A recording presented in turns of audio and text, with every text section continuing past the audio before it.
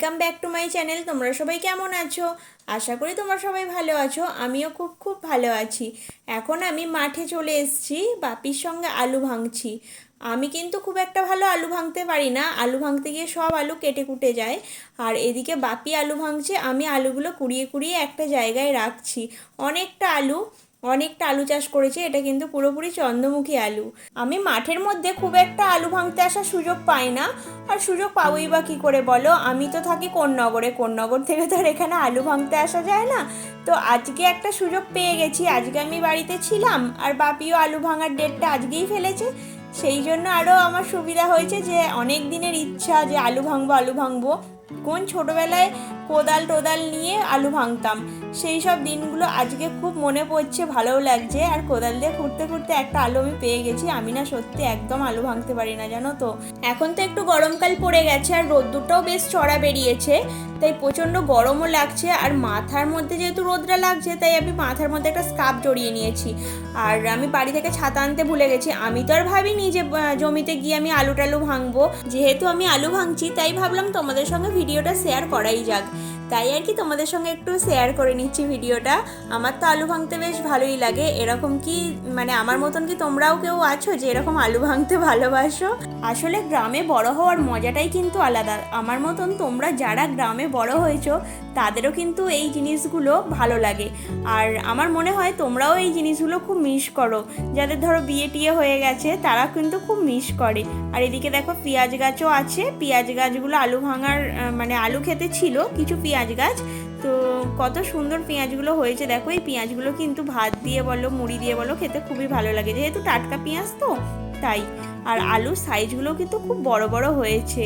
আর সত্যি কথা বলতে কি বলো তো, যখন কোদাল দিয়ে মাটিটা খোঁড়া হয়, তারপর যখন মাটির তলা থেকে আলুটা বেরোয়, নতুন আলু, সেইটা দেখে যে কি শান্তি লাগে, কি ভালো লাগে, কি বলবো তোমাদেরকে। আর যে ভাঙে তারও কিন্তু মনে মনে একটা অন্যরকম ভালো লাগা আসে।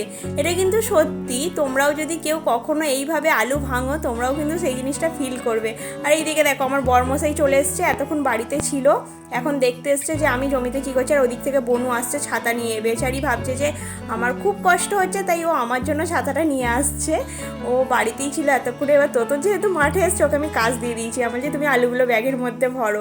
আমাদের জমিতে সবসময় কাজ করে একটা কাকু, সেই কাকুর আজকে শরীরটা খারাপ, তো তার জন্য বাপিকে একাই করতে হচ্ছে। তাই আমি ভাবলাম যে আমি যখন বাড়িতেই আছি, তাই যাই আমি একটু হেল্প করে দিই বাপিকে। তা আমার কাজ করা দেখে যখন তোতন জমিতে এসছে, ওকেও ছাড়িনি, ওকেও ব্যাগের মধ্যে আলু ঢোকাতে দিয়ে দিয়েছি। আর এদিকে বোন আলুর ব্যাগটা দেখছে যে কতটা ভারী হয়েছে। দেখো ওর কাণ্ড দেখো, ব্যাগটা চাগিয়ে দুপাও হাঁটতে পারছে না, তাও বলছে দেখি আর একটু। পারলো না, বলছে না আমার পক্ষে সম্ভব না। ওই ব্যাগেতে আরও বেশ কিছু আলু ঢোকাচ্ছে, বলছে না আমি তো একা নিয়ে যেতে পারবো না, তাহলে দুজনে মিলে নিয়ে যাব, ও আর ওর দাদা দুজনে মিলে নিয়ে যাবে। তাই আরও বেশ কিছু আলু ঢুকিয়ে দিচ্ছে, তাহলে সুবিধা হবে। আমি বলছি না রে, আর ঢোকাস না, পারবি না।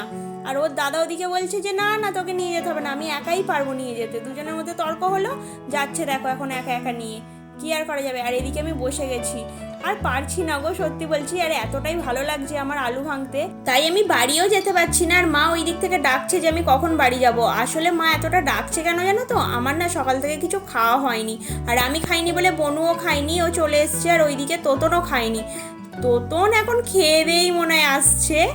ওই দেখো আমাদের জন্য মা মাঠে খাবারও পাঠিয়ে দিয়েছে। সত্যি বলছি আজকে একটা অন্যরকম পুরো ব্যাপার হচ্ছে, মাঠের মধ্যে খাওয়া দাওয়া, বুঝতে পারছো তো। পাশেই যে ঘরটা আছে জমির পাশেই, এইখানে এসে বনু আর আমি দুজনে মিলে খাচ্ছি। বনু আমাকে এখন খাইয়ে দিচ্ছে। মা ঘুগনি পাঠিয়েছে, মুড়ি পাঠিয়েছে, আর কালকে মোমো বানিয়েছিলাম, সেই মোমোগুলো তোতন খেয়ে এসছে, আর আমার মেয়েও খেয়েছে। তো আমরা এখন মুড়িই খাচ্ছি, কারণ এই সময় মাঠের মধ্যে মোমো টোমো খেতে একদমই ভালো লাগে না। আর এই ঘরটা তো তোমাদের আগেও দেখিয়েছিলাম, এটা হচ্ছে কাঠের ঝালে রান্না করার ঘর। এখানে অনেক কাঠকুটো আছে, চাষবাসের ব্যাপার তো জানোই, অনেক কাঠকুটো থেকেই যায়, তাই মা ভাতটা কাঠেই রান্না করে। আর ওই দিকে দেখো আলু ঢালা আছে, বাপি এখন আলুগুলো মানে কি বলবো বেছে বেছে রাখছে, যেগুলো কাটাকুটি আলু দাগি আলু সেইগুলো এক সাইডে রাখছে, ভালো আলুগুলো এক সাইডে রাখছে। কি করছো? আলু আছি, আলু আলু এটা চন্দ্রমুখী আলু, অনেক দাম। কত করে গো এখন দাম? এখন 900 টাকা বস্তা। শহরের লোক খেতে পারবে না। আমাদের এই ঘরটার কি অবস্থা, এই দিকটা এদিকে সব কাঠ মোটে ভর্তি, ওদিকে সব নারকোল ছালি। শহরের লোককে জ্যোতি আলু যদি বলা হয় চন্দ্রমুখী, তাই লুকে নেবে। এইগুলো আলাদা কেন? এগুলো গ্যারান্টি, ও এগুলো কাটা আলু, এগুলো আগে খেয়ে নিতে হবে। এগুলো ছোট, এগুলো বড়। অনেকগুলোই তো আলু, দেখছিস আলুটা? অনেকগুলোই তো আলু হয়েছে। হ্যাঁ অনেক বড় আলু ওটা। যে 1 কেজি ওজন। হ্যাঁ 1 কেজি কেন? এখানটা কেটে গেছে নাকি সাইডটা? এখানে রেখে দাও, ওটা খেয়ে নেওয়া হবে। আপনার কি খবর ম্যাডাম? আমার আবার কি খবর, যে ইন্ডাকশনেও রান্না করে, গ্যাসেও রান্না করে, আবার কাঠের বাবা। চালেও রান্না করছে। চোখ জ্বালা করছে, প্রচন্ড ধোঁয়া হচ্ছে। আমি চললাম। আর মা এদিকে ঢ্যাঁড়সের তরকারিগুলো গ্যাসে করছে। ঢ্যাঁড়সের তরকারিতে আমাদের কিন্তু কোনোদিন মাছ টাছ দেয় না, জানো তো।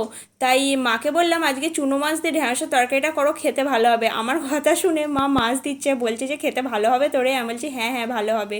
আর হবে করলা ভাজা আর মাছের ঝাল।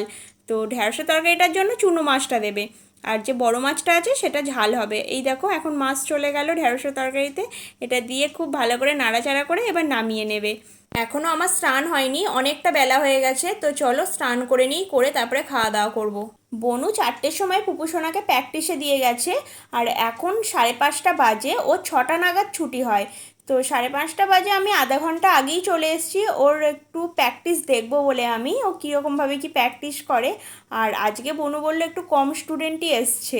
আমরা এখন মাঠের মধ্যে চলেও এসেছি, বনু ঢুকছে। তো চলো যাই পুপুসোনার কাছে, দেখিও কি করছে। ওই যে দেখো হোয়াইট জামা পরে আমার পুপুসোনা লাফদড়ি খেলছে। আর ওর বয়সী কিন্তু অনেক বাচ্চারা আছে এবং বড়রাও আছে, বড়দেরও খেলাধুলা হয় এখানে।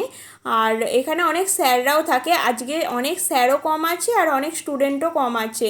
এখানে মোটামুটি 10-12টা স্যার থাকে। আজকে সেই জায়গায় 3টে না 4টে স্যার আছে। আর মাঠটাও অনেক ফাঁকা, অনেক ভর্তি থাকে কিন্তু মাঠে, স্টুডেন্টে ভর্তি থাকে। তো চলো ভিডিওটা এই পর্যন্তই। ভিডিওটা আমি আর বাড়াচ্ছি না। ভিডিওটা যদি কিছু ভালো লেগে থাকে একটা লাইক কমেন্ট শেয়ার আর সাবস্ক্রাইব করে আমার পাশে থেকো কিন্তু।